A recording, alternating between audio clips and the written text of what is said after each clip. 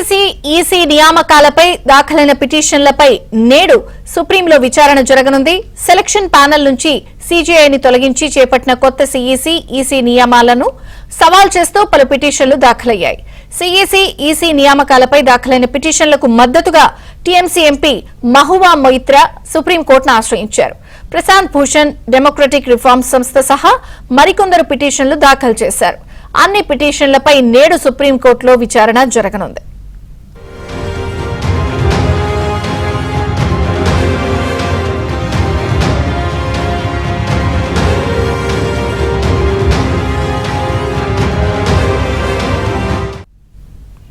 CEC EC నియామకాలకి సంబంధించి సుప్రీంకోర్టులో పిటిషన్లు దాఖలయ్యాయి. సవాల్ చేస్తూ ఆ పిటిషన్లన్నీ కూడా ఈరోజు సుప్రీంకోర్టులో విచారణ జరగబోతున్నాయి. మరింత సమాచారం ఢిల్లీ ప్రతినిధి సతీష్ అందిస్తారు. సతీష్.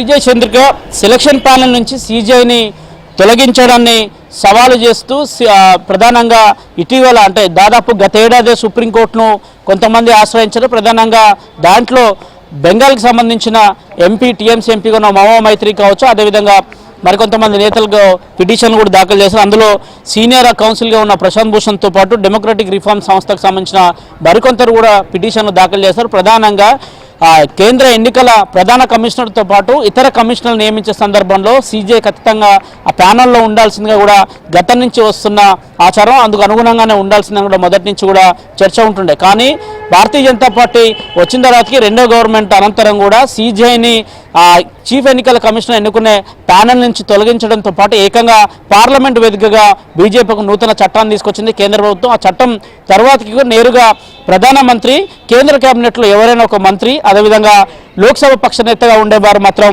ఈ సమావేశానికి హాజరు కావాలి. ముగ్గురు నేతలు కొత్త సిఇసిని ఎన్నుకోవడంతో పాటు నియామకాలు కూడా చేపడతారు. వాళ్ళే తుది నిర్ణయం తీసుకుంటారు. అట్లాంటి ప్యానెల్లో చీఫ్ జస్టిస్ ఆఫ్ ఇండియాను కూడా ఉండాలి. ఎందుకు చీఫ్ జస్టిస్ ఆఫ్ ఇండియాను దాని నుంచి తొలగించారు, కేంద్ర ప్రభుత్వం చట్టం తీసుకురావాలని కూడా సవాల్ చేస్తూ ఇటీవల సుప్రీంకోర్టులో పిటిషన్ దాఖలయ్యాయి. గత 2 పర్యాలు కూడా ఇటీవల జ్ఞానేశ్వర్ కావచ్చు, అంతమందుకు రాజీవ్ కుమార్ కావచ్చు, మరికొంతమంది సిఇసిలుగా ఉన్న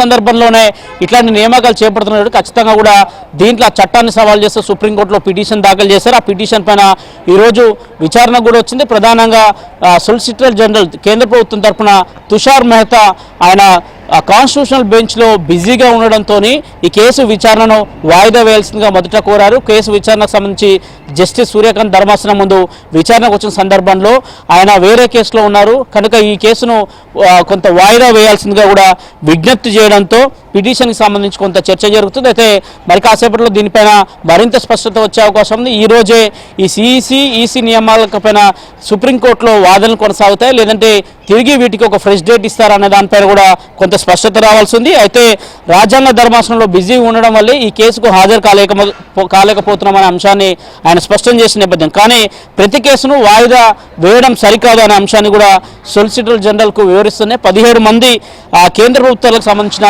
లాయర్ల ఆఫీసర్లు అంతా కూడా అందుబాటులో ఉన్నారు. వారి నుంచి ఎవరైనా విచారణకు వస్తే బాగుంటుందనే అంశాన్ని కూడా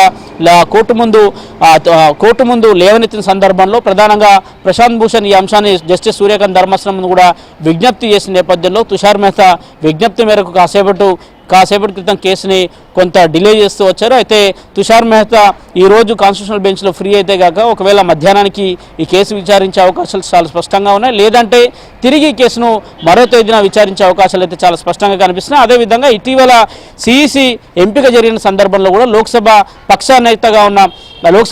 నేతగా ఉన్న రాహుల్ గాంధీ కూడా ఆ సమావేశానికి హాజరైన సందర్భంలో ప్రధానంగా ఆయన ఒక లేఖను రాశారు. ఆ లేఖలు కూడా ప్రధాన అంశాలను కూడా పేర్కొన్నారు.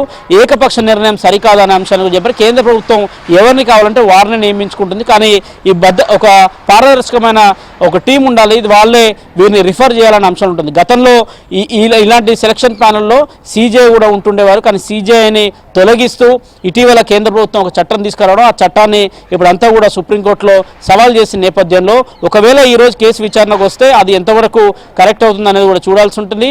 కేసు ఈరోజు విచారణకు వస్తే మాత్రం దీని మీద ఒక స్పష్టత వచ్చే అవకాశం ఉంది, లేదంటే కేసు విచారణ వాయిదా వేస్తే మాత్రం మరోసారి దీనిపైన చర్చించే అవకాశాలు చాలా స్పష్టంగా